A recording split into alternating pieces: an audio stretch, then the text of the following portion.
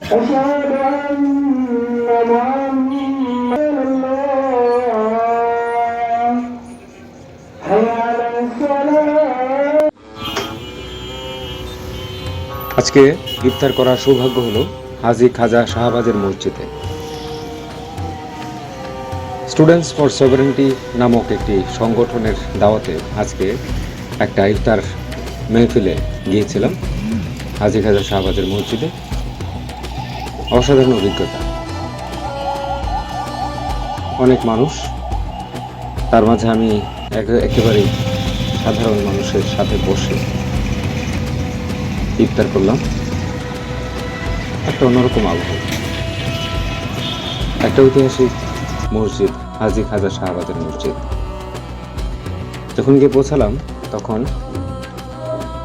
Students for সভারেন্টির একজন leader তিনি ভাষণ দিচ্ছিলেন বাংলা ভাষা বাঙালি মুসলমানের সম্পর্কের উপর। দারুণ, বাংলা ভাষাকে বিদেশিদের আধিপত্য থেকে মুক্ত করার একটা প্রয়াস জারি রেখেছে স্টুডেন্টস ফর সভারেন্টি নামের এই সংগঠন।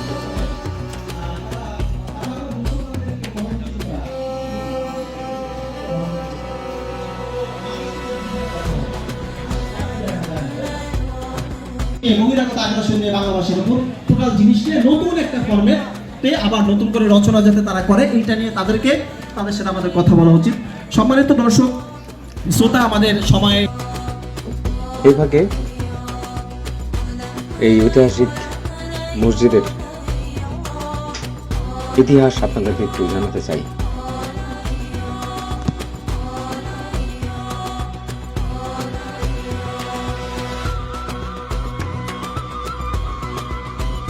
ঐতিহাসিক ঢাকা গেট পেরিয়ে জাতীয় তিন নেতার মাজারের পূর্ব পাশে দাঁড়িয়ে আছে রমনা এলাকার প্রথম স্থাপনা, অনুপম নিদর্শন, সংরক্ষিত পুরাকীর্তি শাহবাজ খাঁর মসজিদ।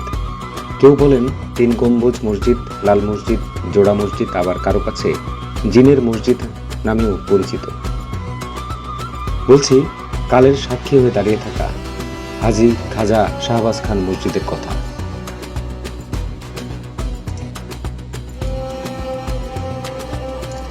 বাংলা একাডেমি এবং হাইকোর্টের মাঝামাঝি এলাকায় হালকা লাল রঙা 3টি গম্বুজ নিয়ে 346 বছর ধরে দাঁড়িয়ে আছে হযরত হাজী খাজা শাহবাজ রহমতুল্লাহ আলাইহির মসজিদ ও মাজার কমপ্লেক্স। মসজিদটি নির্মিত হয়েছিল 1679 খ্রিস্টাব্দে বা 1089 হিজরি মুঘল সুবাহদার শাহজাদা মোহাম্মদ আজমের শাসনামলে।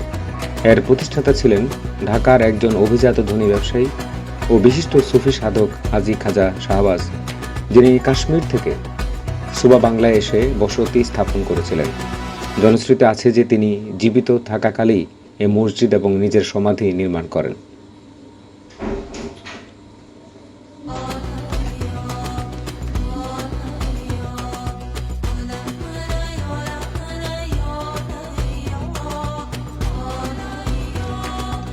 বর্তমান সোহরাওয়ার্দী উদ্যান লাগোয়া এই মসজিদের কাছে ঢাকা গেট, যার নির্মাণ কাজ শুরু হয়েছিল মসজিদ নির্মাণের 200 বছর পর।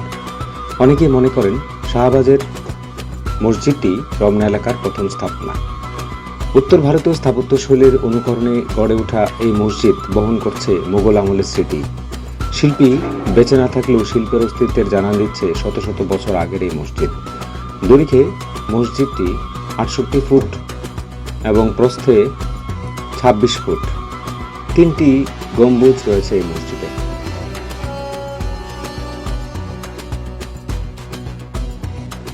এই আয়তাকার মসজিদটির অভ্যন্তরীণ ভাগ দুটো প্রশস্ত বহু খাঁজ বিশিষ্ট খিলান দ্বারা 3টি সমান বর্গাকার অংশে বিভক্ত এবং প্রতিটি অংশের উপরে একটি করে মোট 3টি গম্বুজ রয়েছে।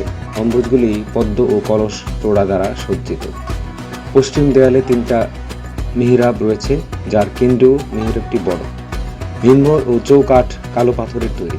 আড়াআড়িভাবে স্থাপিত খিলানগুলো ভার বহনের জন্য জোড়া স্তম্ভের ব্যবহার এই মসজিদকে বিশেষ বৈশিষ্ট্য দিয়েছে, যা উত্তর ভারতের মুঘল রীতির অনুকরণ। মসজিদ চত্বরের উত্তর পূর্ব কোণেই রয়েছে প্রতিষ্ঠাতা হাজী খাজা সাহেবের সমাধিসৌধ। এই সমাধিসৌধটি মাজার বা দরগা নামে পরিচিত।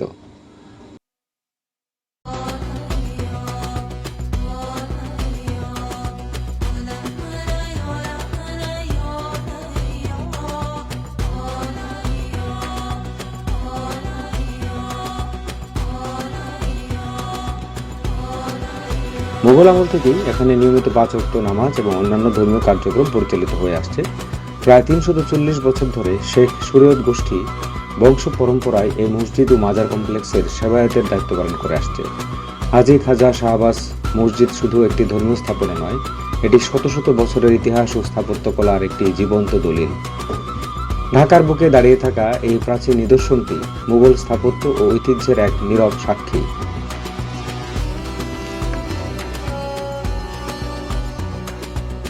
তবে সন্ধ্যা নামার সাথে সাথেই এই মসজিদের প্রতি এবং তার আশেপাশের এলাকার প্রতি রাষ্ট্রের অবহেলার চিহ্ন যেন প্রকট হয়ে আমাদের সামনে ফুটে ওঠে।